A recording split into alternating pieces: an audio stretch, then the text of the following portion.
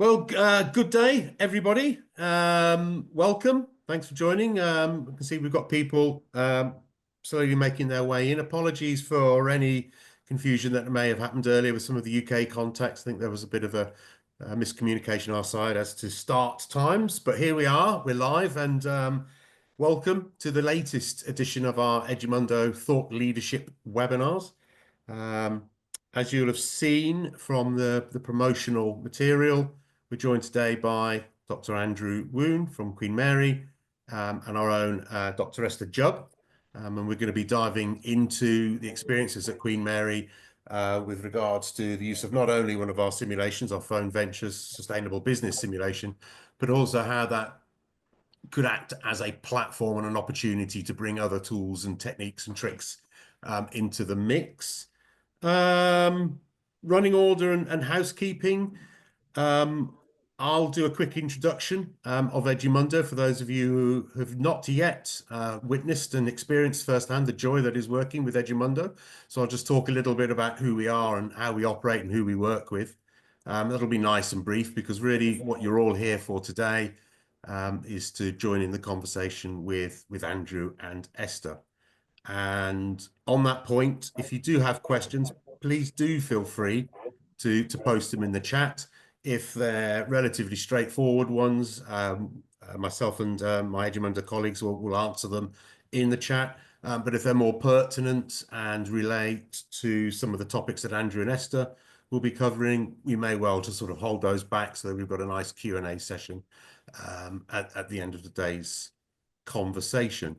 I think it's de rigueur. I think it's a standard piece, but please do just sort of drop your name and your location into the chat so we can see the usual very nice international spread.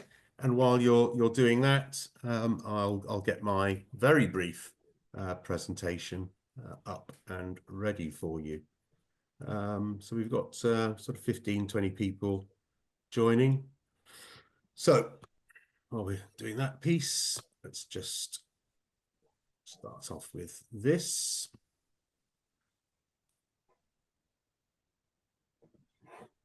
Please let me know when you can see the slides all nicely full screen. Is that presenting okay? Yes, it is. Beautiful. Okay, well, again, welcome to today's session. Esther and Andrew, I'll let you just do a very brief intro as to who you are, your background, your roles, responsibilities, etc., so that we're all familiar and good to go. Andrew, do you want to start? Yes, so I'm Dr. Esther Jubb. I am a higher education consultant with Edumundo. I've been with Edumundo now probably about 9 months, and my background is really online and distance education, pedagogy. I've worked for Pearson. I've worked for a number of UK-based universities, both in academic and professional services roles, and I'm absolutely passionate about student experience and how we really deliver high-quality learning through experiential tools. So it's great to be with you this afternoon. Super, thank you. Over to you, Andrew. I'm Andrew from Queen Mary's London. I'm a senior lecturer there and also the program director for the BSc Business Management. Just passionate about learning new things, applying new teaching techniques. And in particular, I have passion in scholarship, so I'm publishing in this area. So there's a reason why I'm trying to explore and learn about AI and how this could be useful for students and for colleagues. Super. Okay, thank you both. So as promised, let me just run you through a quick overview of who we are at Edumundo and what we actually get up to, how we work, etc. We've actually been in the EdTech space now for just over 24 years. So next year is a very big year for us. I suppose from my personal perspective, that, the piece that I enjoy the most is that we have over 100,000 students a year playing some sort of game or another with us, which is obviously a lot of fun, but there's also a lot of real learning and some serious takeaways from all of that activity, as we will discuss this afternoon. But alongside that, we're working with over 300 higher education institutions globally, predominantly business schools, but not exclusively. We've got a lot of reach into the art, fashion, design world, engineering, anywhere really where the classic management disciplines are being taught and are presented to students around the world. Alongside that, we also work with a lot of major employers. That's where the company was born from, working predominantly with learning and development teams at some of the major employers. So we're kept very busy. We're a small team, and perhaps most importantly, we are actually a Dutch company. We're headquartered in The Hague, though Esther and I and a few other colleagues are based here in the UK. The somewhat ubiquitous slide, but it's always good for people to see that, you know, our footprint reaches from Shanghai to San Francisco and South Africa up to Scotland. But for a small, beautifully formed team, we certainly are kept very, very busy. We've got two core product lines, if you like, and two key ways for you to engage with students. We have our business simulations, and we have a hot new product, which is our EdStacks platform, which is currently populated by our essential skills modules. The business simulations I'll cover a little bit, but we're going to cover quite a lot of that today, obviously on today's session. But just to give you some background on our EdStacks product, quite yet. It's a library of over 100 short modules, approximately 20 minutes each. And as I say, it's currently populated by a series of modules that's looking at essential skills. So study, personal and professional skill development, the kind of areas that really are being demanded by employers. And there's a lot of conversation and commentary about those points, particularly right now, but also around the accrediting bodies are really looking to see how programs are being innovated and kept up to date so that your graduates are coming into the market work ready. The modules are also mapped to the inner development goals that align with the UN Sustainable Development Goals.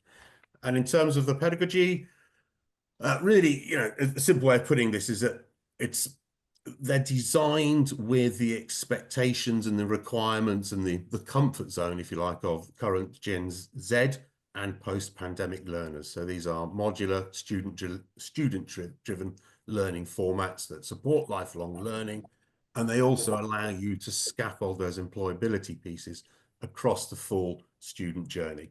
Highly customizable, seamlessly integrate with your learning platforms, and of course, continually updated with lots of fresh content.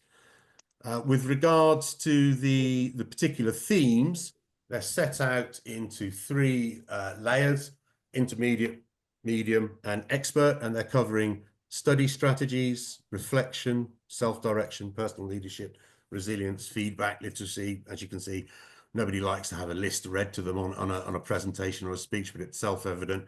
And as we are all very aware, you know, employability really is front and center of a lot of conversations in the higher ed space right now. So very happy, very keen, in fact, to pick up any conversations. If anyone's got some questions, I'd like to know more about how we can support your agenda on this front, please do let us know.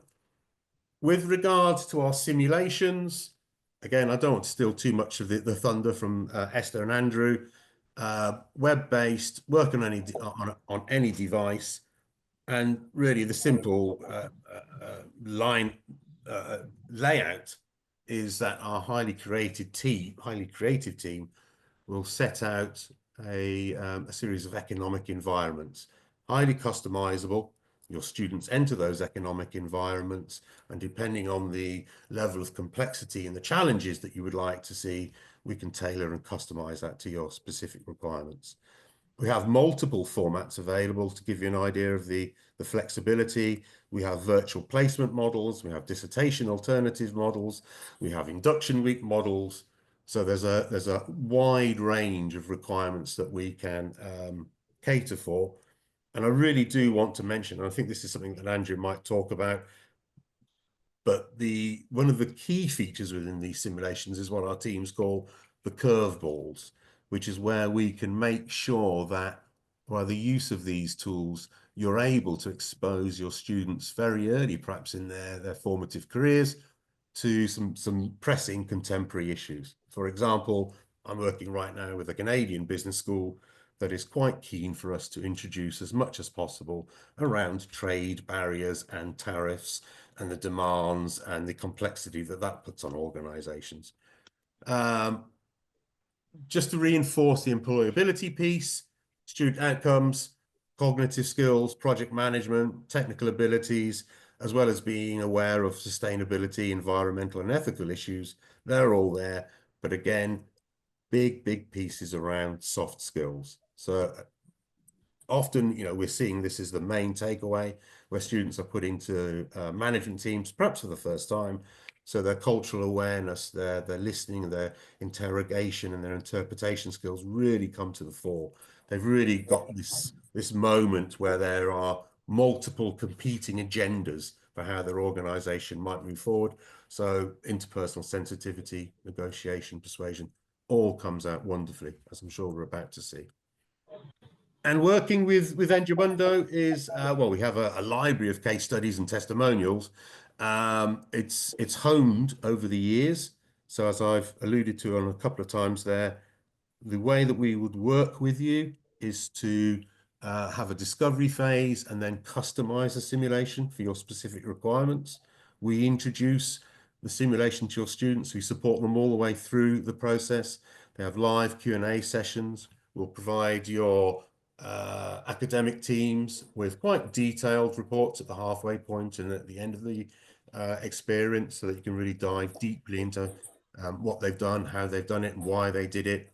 They've got constant access to an online help desk, and everybody that completes the simulation will be given a certificate of completion, which they can post on their LinkedIn profile, which is super messaging to potential employers. And just a brief and final overview of the standard simulations that we can put in front of you. So whether it's finance and accountancy, whether it's entrepreneurship, whether there's an international sustainable business model that you want students to go through, or marketing or tourism, we've got a really broad range, and each of these has differing levels of flexibility available, so that it's not a one-size-fits-all experience for your students. So that's all I really want to put on the table for now. As I say, if there's any questions or anybody would like any particular information on either on the EdStacks or on the simulations, please feel free to drop us a quick line in the chat. Other than that, I will stop talking and I will let the show commence. So Andrew and Esther, over to you. Thanks, Pete. So hopefully we're able to have a really lively conversation about Andrew's experience of using our simulations, and also for being really innovative in his own pedagogic practice. And so I think just to get the ball rolling, I wonder if you could just tell us all a little bit, Andrew, about the background to the module and why you wanted to do something slightly different with the learning experience. Thank you, Esther, and thanks for having me. This module, Strategic Analysis and Practice, is a year 3 compulsory module for all my BSc Business Management students, and an optional module for Business and Law students. I had about 290 students, and I split them into 5 workshops. I use a 2 hours workshop format for the module, where I spend about 50 minutes for teaching and about 1 hour on the simulation activities.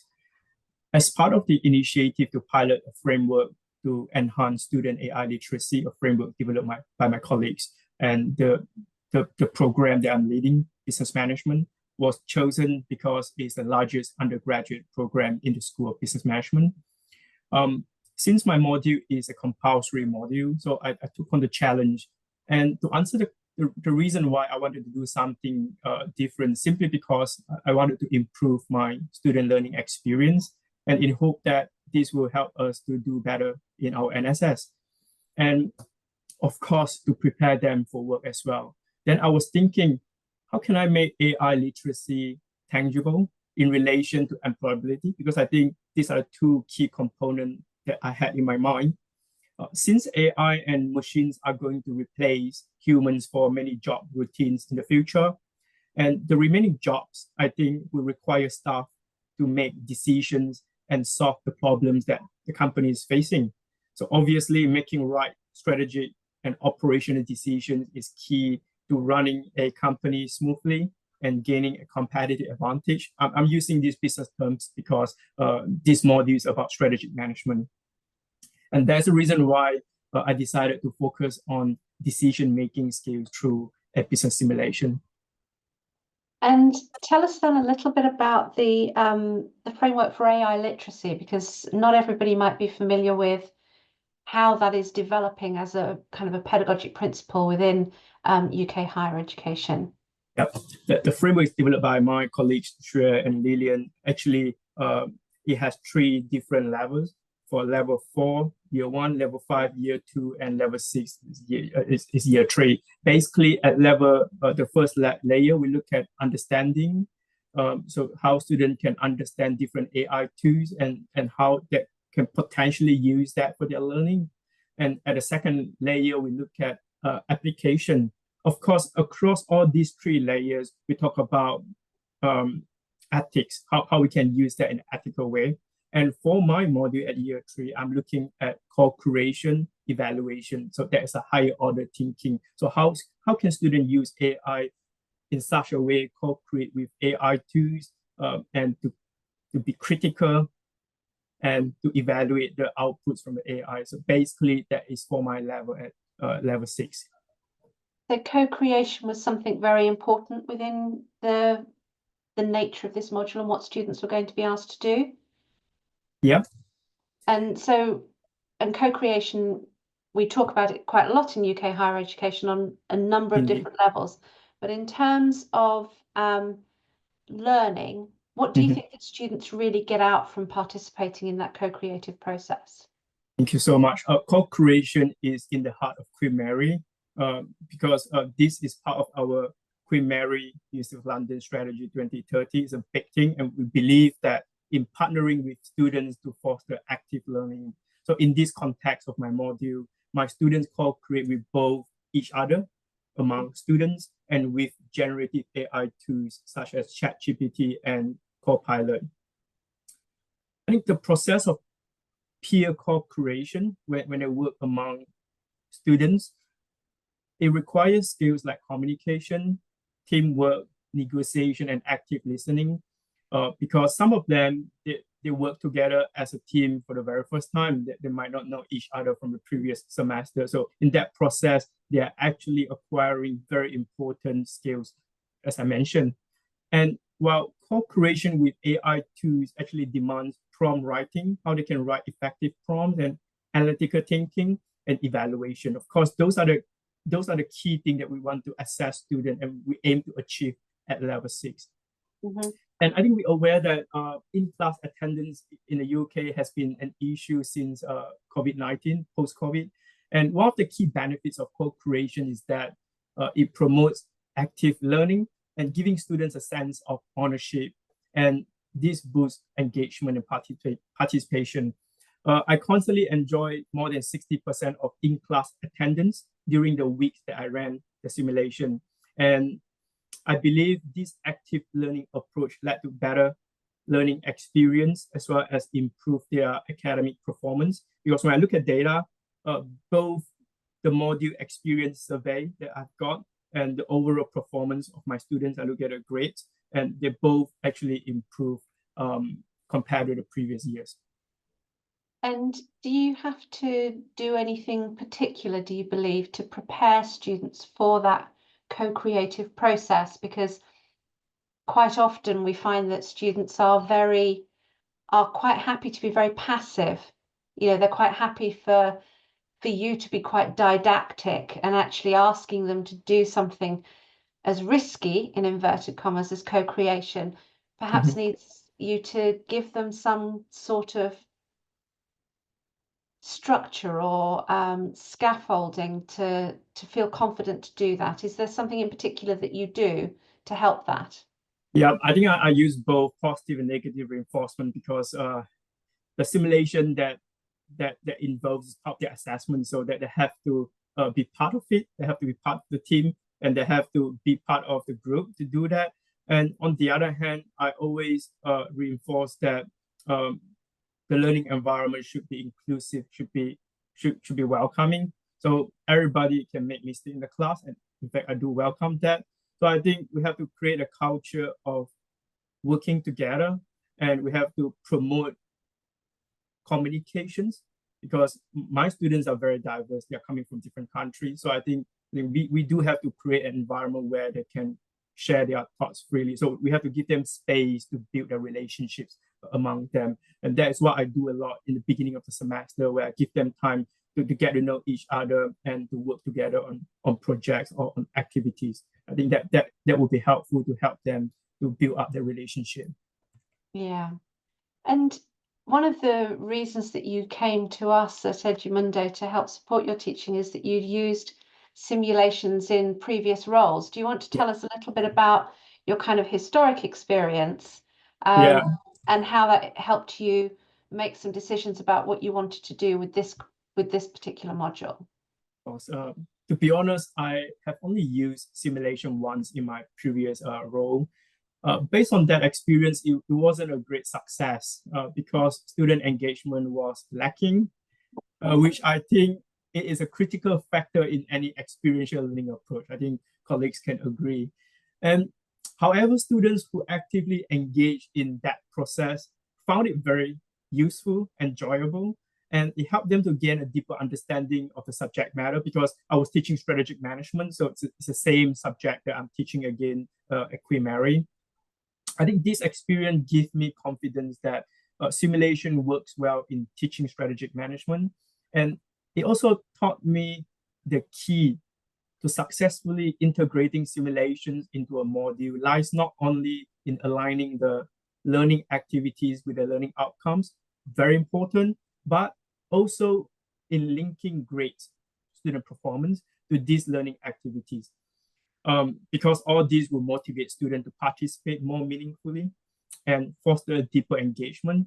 And there's a reason why this time around I designed the formative assessment to account for 80% of the value, linking it directly to the simulation activities. I believe we all would love our students to get involved and work with real employers and real projects. But given the number of the students that I have, 290, I think simulations are a great way to overcome this challenge, and they still can gain similar experience in a virtual environment.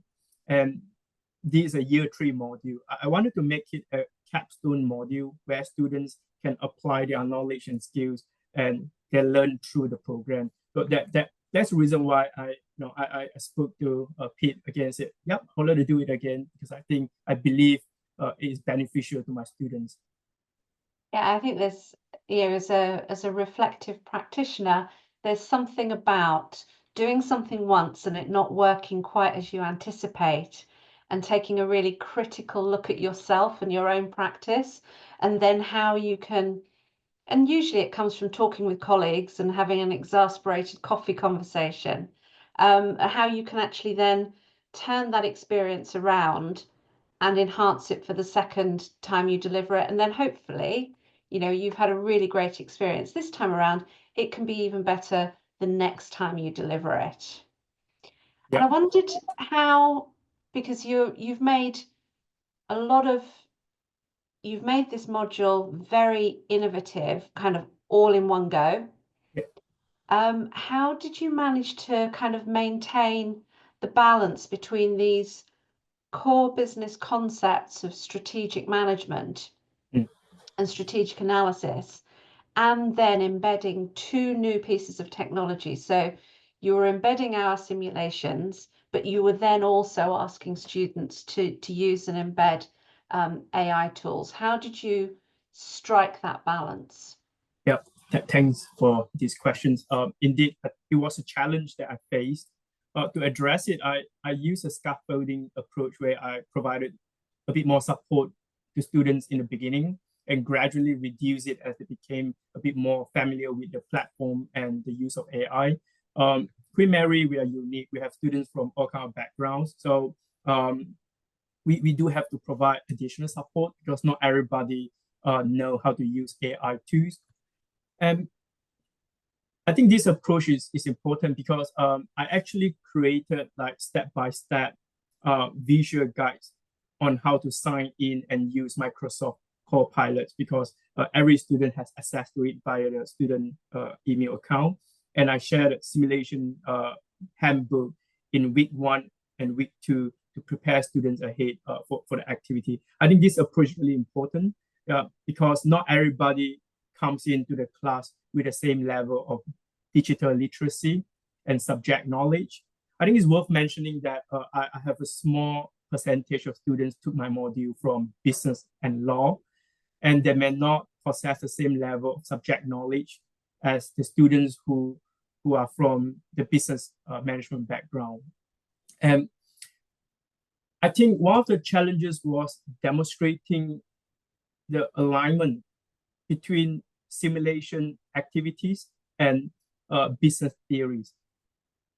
Some students initially perceive that simulation as a number plucking game where they just change all the numbers, inventory, sales, or prices, and rather than a learning tool. And I think this shows the need for explicit connections between the simulation activities and the course concepts that students have learned. To reinforce learning outcomes, I prepared a slide for my class, every class, with questions to help students to reflect on what did they learn and how they can apply it through the simulation activities and evaluate the impact of their decisions that they make in the simulation. For example, each week, students have to decide on whether or not they want to expand into a new country. And I then ask them about their overall business strategy and the market conditions. So I challenge them to use the relevant frameworks that they have learned in the classroom. For example, PASTEL 5 process to identify the right markets to enter.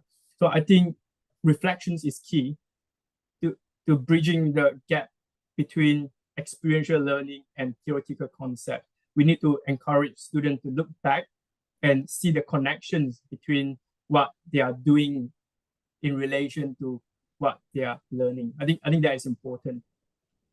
Yeah, because we quite often see when we're working with institutions and working with tutors that students get very involved in the changing of the sliders and changing of the numbers and their targets and everything else, and they forget that crucial business alignment between their strategy and then their tactical decisions. And that's often where our students come undone a little bit, and where they don't necessarily perform as well as they might like.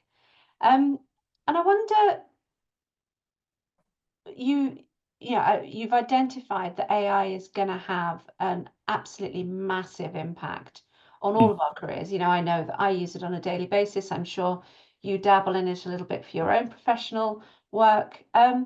How comfortable were the students in making use of it? Because there's quite a lot of narrative, isn't there, within higher education about ethical academic behavior, ensuring that you're not plagiarizing, ensuring that you're not cheating in inverted commas. And maybe 18 months ago, the narrative in higher education was AI is a cheating tool. It's going to be something that we're going to have to seriously police. And we've come a long way in not a very long amount of time to thinking, actually, this is something that we have to kind of embrace. So how comfortable were the students with, especially now that they're level 6 students, and when they first started their studies, the narrative about using AI might have been quite different? Yeah, thank you. I think most of the students use AI, and they are all using AI differently. Many of them, they are still using AI for proofreading, summarizing, or brainstorming. And again, I use a scaffolding approach where students start with low stakes tasks. In the trial rounds, I'm talking about a simulation. In the first 2 weeks of the simulation, for example, they use AI tools to create company's logo and help them to write the company statement, stuff like that. And as the complexity of the simulation increased during the simulation round and the competition round, and more marketplaces open up every week. So students face new internal and external challenges, and they had to adjust their strategies as they face more difficult operational choices. I think this actually prompted them to collaborate with AI more deeply. And this actually allowed them to make quicker and more accurate decisions. For example, they use AI to identify the key factors to consider in market expansion and the pricing for the mobile phones that they are selling in international markets. So in terms of ethical use of AI, Queen Mary, I think we do have clear guidelines on that.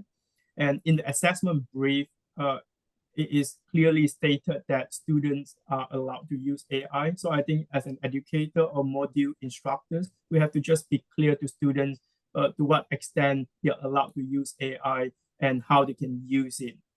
So, and to ensure they use AI ethically, I actually use questioning methods to help students to reflect. Again, I'll come back to the reflection concept because I think it is important to help them to be reflective when they are using AI. And this is to ensure that they are not overly reliant on AI inputs. For example, I asked, are AI responses valid, helpful? Yeah. What do you think? In what context? Is there any other contextual factors that you have to consider in your case? What problems are you facing with AI generated solutions? And I always encourage them to compare findings from different AI providers in hope that they develop a critical approach when they are using AI. And you've alluded to it a little bit, but I think given how, especially with these being level 6 students, what are they really I guess, what key employability skills do you believe students gain in confidence through the combination of experiential learning through simulation and also the approach that you've taken with the integration of AI tools within the course? Thank you. Based on the comments that I received from the module experience survey, there are two aspects of employability skills student gain. At least I could identify that. I think one is human skills. Many students mentioned that the simulation helped them to improve their teamwork, communication, critical thinking in general, because they had to work in a group of 5 and they had to communicate, negotiate, and make certain decisions every week. On the other hand, they also gain technical skills. Some students highlighted that the use of AI helped them make decisions quicker and better. I remember one student said that using AI to analyze the potential of different markets stood out to me, such as comparing market growth rates, competitive intensity, and customer demand. And they found it using AI is useful to help them to deal with different set of data. So it gives them some ideas and a direction, what kind of decision to make. And I remember another student mentioned that analyzing our business decision during the simulation gave us a different perspective. So I believe that through the process of co-creating with AI, students learn to be critical of the data and input that they need, because they have to know what kind of input I need in order to feed to the machine and to get an answer. So I think that process itself is useful because they learn what do I need to make a decision. And they also learn that how to write effective prompts to get accurate support from AI for decision making. For example, students they need to adjust their pricing and inventory weekly to optimize their company's performance. They need to use information available from the simulation, such as sales, history, demands, supplier lead time, and the company sustainability score to make informed decision. Well, they can change to another supplier to get their supply quickly, but their sustainability might drop because that supplier might not be a sustainable one. So they have to make a decision like, do I want to make this decision? Is this decision aligned with my overall company value? Or I'm happy with less sales, but then I maintain my sustainability scores. So I call it AI augmented decision-making skills because students are still making the decisions, but with the help of AI to make quicker and a bit more effective decisions. And I wonder, so the thing that we always hear from our clients and when I'm talking to students is that they really value the competitive nature of business simulations. Yep. And I'm wondering, was it the competition in the simulation that really drove and enhanced the learning experience in comparison to these non-competitive environments, or is there something else within it? I think so. Yeah, I think the competition elements add excitement to the learning process because students want to do well and they want to win the game.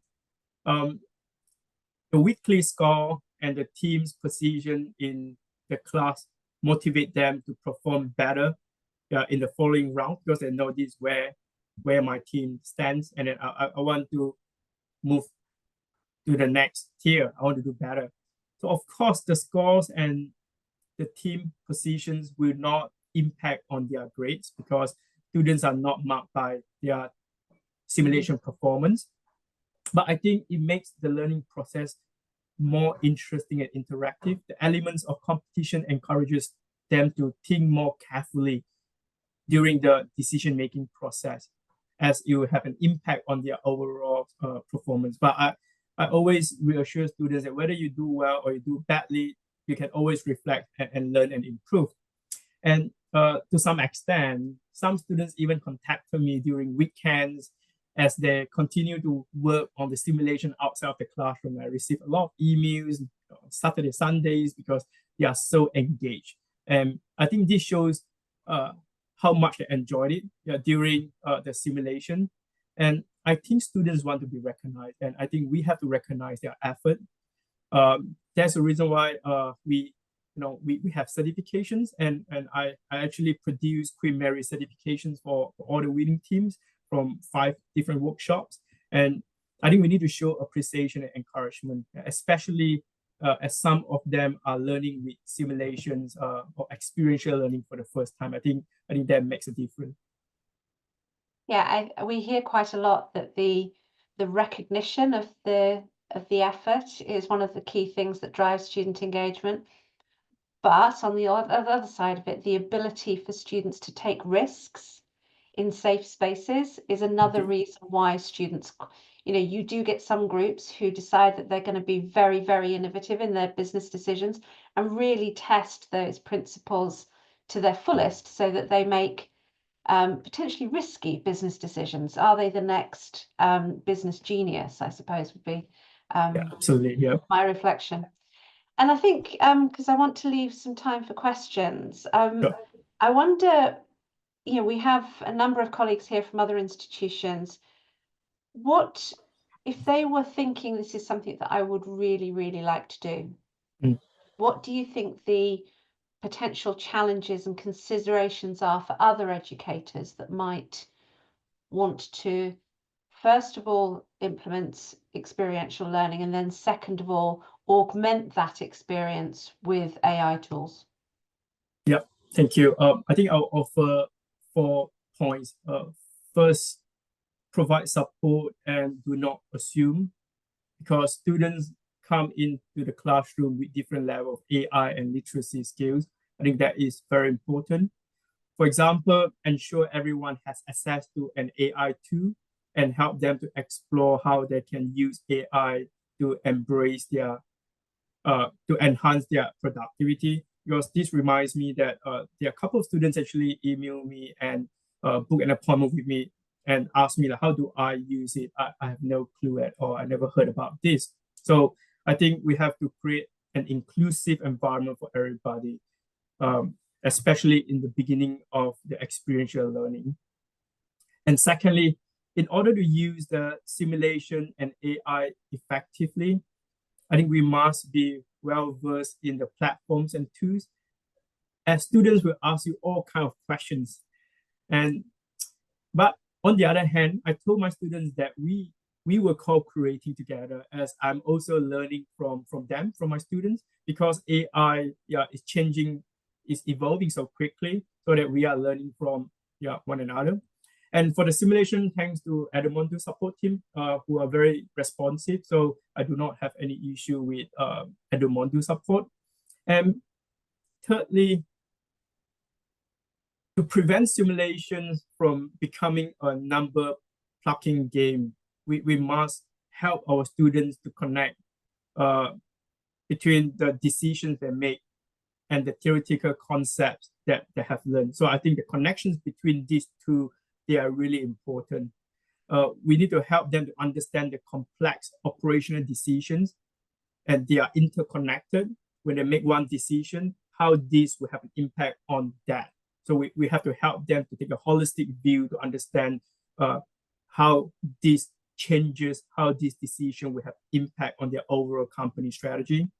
And we need to help them to understand the organic relationship and interconnectivity of all these decisions. I think this will encourage them to think about the impact of each decision they make and how this can potentially affect their overall company strategy. So we have to be explicit and constantly remind them the relationship between these two.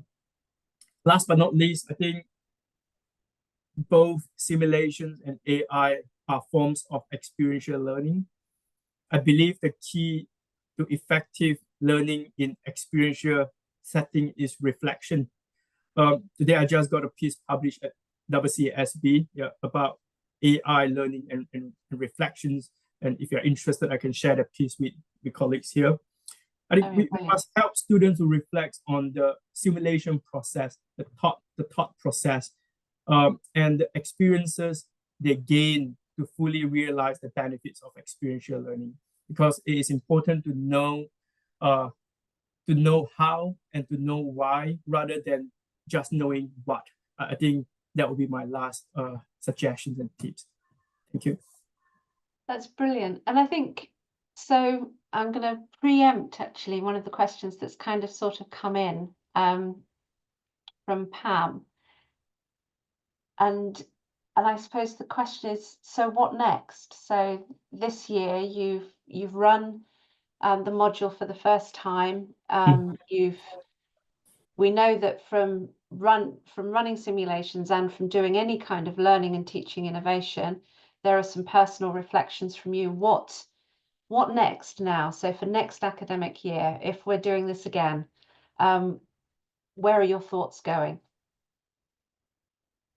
Yeah, these are very good questions. We love to make changes, but then I think we face restrictions in terms of classroom design, in terms of class time that we have.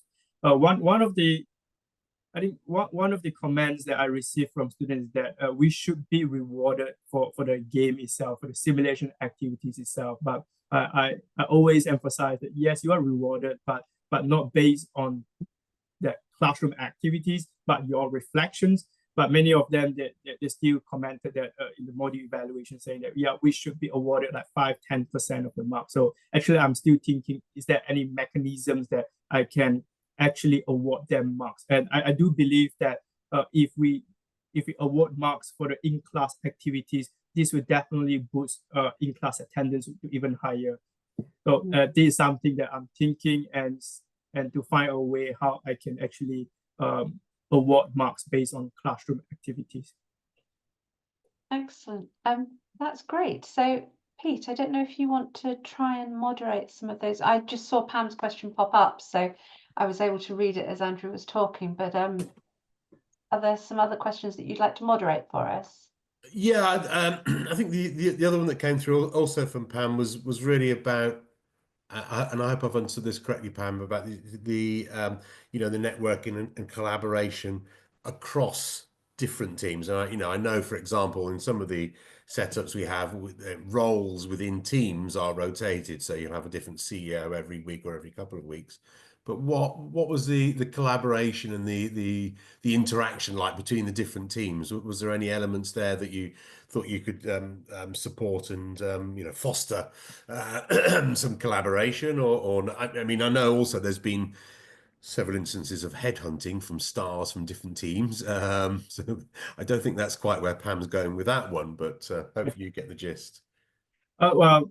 Students they will form their teams in week 1 and week 2, and it's fixed because it's part of their assessment. So they do not really change their groups after they're chosen one. But I actually give them a free hand. I don't really ask them to rotate their roles. I know this could be a good learning experience for them, but I'm aware that some of them they are a bit more active. Some of them they are passive, but I believe everybody's playing a role in their companies or in their team. So I do actually give them a free hand to decide what do they want to do, who want to take a lead. Of course, I do encourage that we should rotate the leadership role every week, but I do not really interferes on that, because I think they are level 6, so they can decide on what is best for their teams.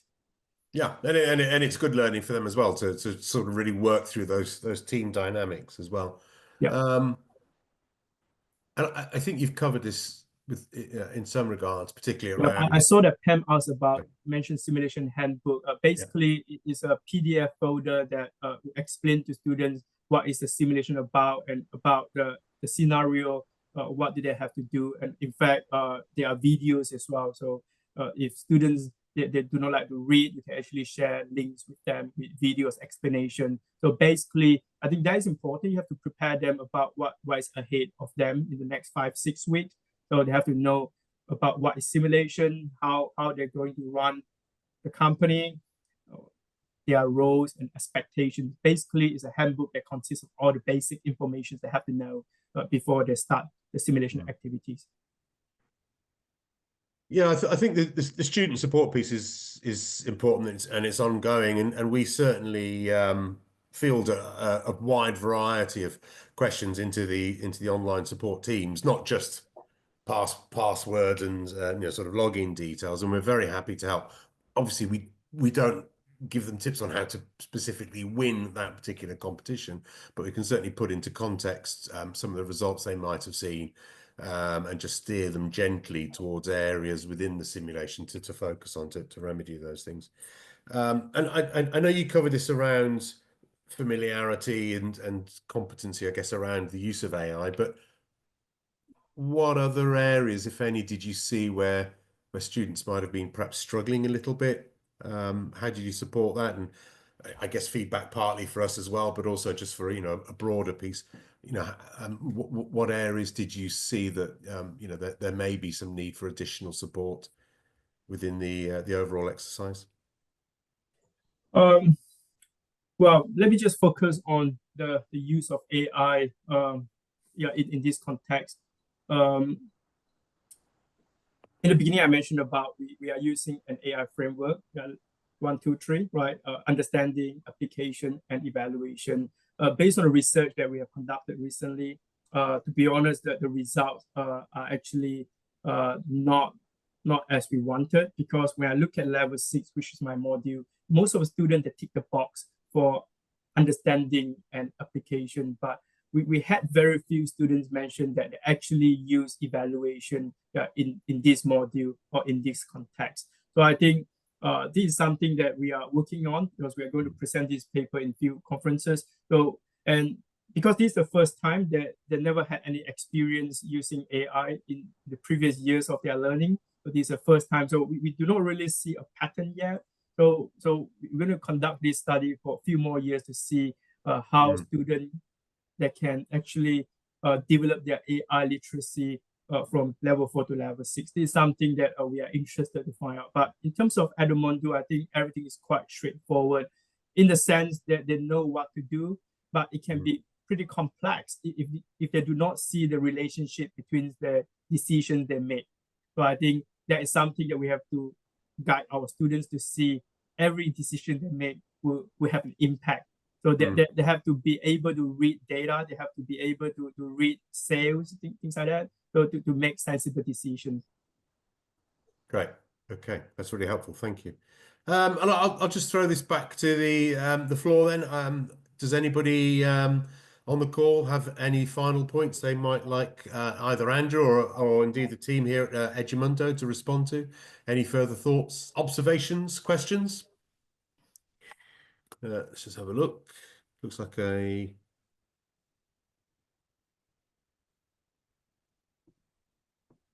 It looks quite quiet. Okay. Esther or Andrew, any further final? I think the only thing I would say is that there's, this is a really fast moving part of higher education, and I don't see that it is going to slow anytime soon. And I think that, we as educators, we're in a place where we really do need to think about how we integrate these new technologies into the learning and teaching experience in a scalable way that doesn't frighten students, that gives them the opportunity to develop the skills that they're going to need as they move into the professional world. And if we're able to do that through experiential learning and through the kind of innovations that Andrew's described today, it can only be a great thing. And although Andrew, we know, has put a huge amount of work into it, actually it isn't an expensive innovation in terms of buying new pieces of technology. It really is a supplementary activity that sits on top of an already well-curated learning experience. And I think that that's something that colleagues can really consider an opportunity for future within their own practices. Yeah, sorry, I'm just tapping away. They're answering another question from Pam. I do apologize. All right. Yeah, and yeah, I'm just thinking of the sort of the final wrap up. Obviously, we're gonna send out a recording of this, but there's also there's a couple of quite interesting articles that have been written. And Andrew, thank you again for that. You provided us with a really useful case study, and presuming that you're quite happy for us to share that with people that have attended and registered, so we can make sure that all possible information on this is delivered. I don't have any further questions. So if anyone else, Pam, I'm more than happy. I was just typing away. I'm more than happy to follow up directly with you on EdStacks. It's probably easier to do that on a one-to-one basis. Question from Absi. Let's have a look. Quick question. When you speak with other professors speaking highly of the use of simulations, what kind of responses do you get? What are the reservations that you're aware that you may have had personally, of course, as well? But what's your perception of how your peers and colleagues view the use of experiential tools such as?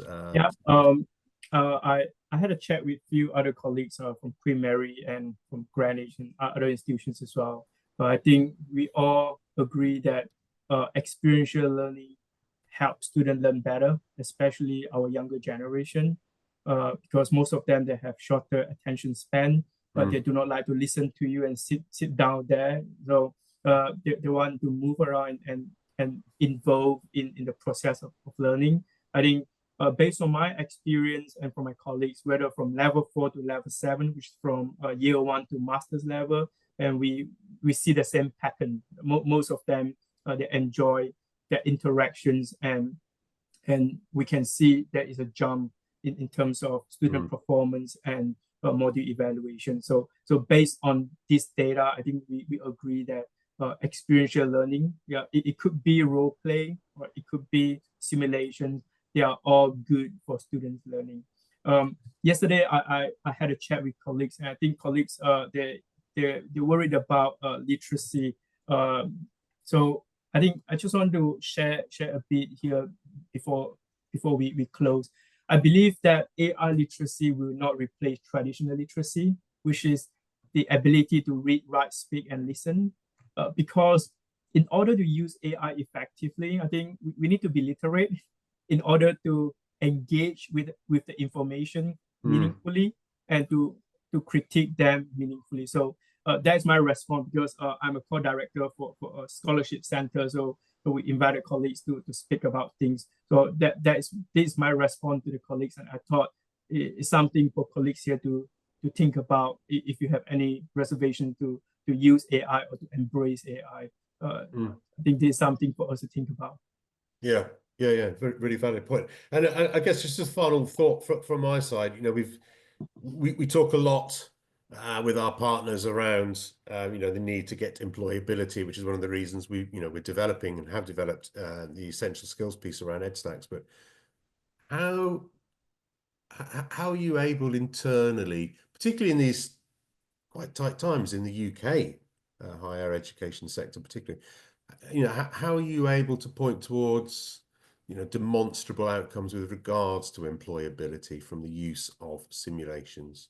What do you see there? How do you, if you like, almost sort of translate those experiences that your students are having for what they are going to need to think about post-graduation? Short answer, I think today we are shifting from knowledge-based learning to skill-based development. Because we can get knowledge fairly quickly and easy. So I think that is a shift. And many jobs, they require students to have AI skills, because my students who are studying business with law, and she told me that before she attend an interview, she has to attend to a job center, assessment center. And one of the questions is that, how do you use AI to help increase your productivity? If you don't use AI, or if you cannot provide any meaningful example, then you won't get an opportunity for an interview. So I think one of the key benefits of integrating AI into business education, in this case, I think is about real world skill development. I think, and that is important, and that gives students the confidence that they need when they go out there to search for a job. So I think that is my take on this question. So we have to prepare our students ahead, not afraid to embrace new technology. They have to be agile enough in this rapid changing world. Excellent. Great answer. Thank you.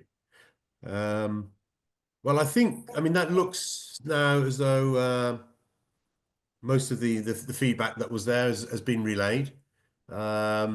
So I'll just say once more, thank you again, Andrew. It's been fascinating talking today about this with you, but also in the weeks and months preceding this. It's been a really fantastic experience. So thank you so much for all of your work on this in this space, and for sharing it so wonderfully with us today. And Esther as well, thank you for your probing, wonderful questions, and for everybody that's joined today. As I mentioned, we will follow up individually with you. We'll give you a recording of today's session, and we'll give you some of the the supporting literature that Andrew's provided around this. If you have any questions on any element of anything that Edumundo do here today, or on a broader sense, please do feel free to get in touch. Otherwise, it's a wrap. Thank you very much, everybody, for your time, and enjoy the rest of the day. Thanks a lot. Thank you so much. All right. Bye-bye. Bye. Bye. Bye.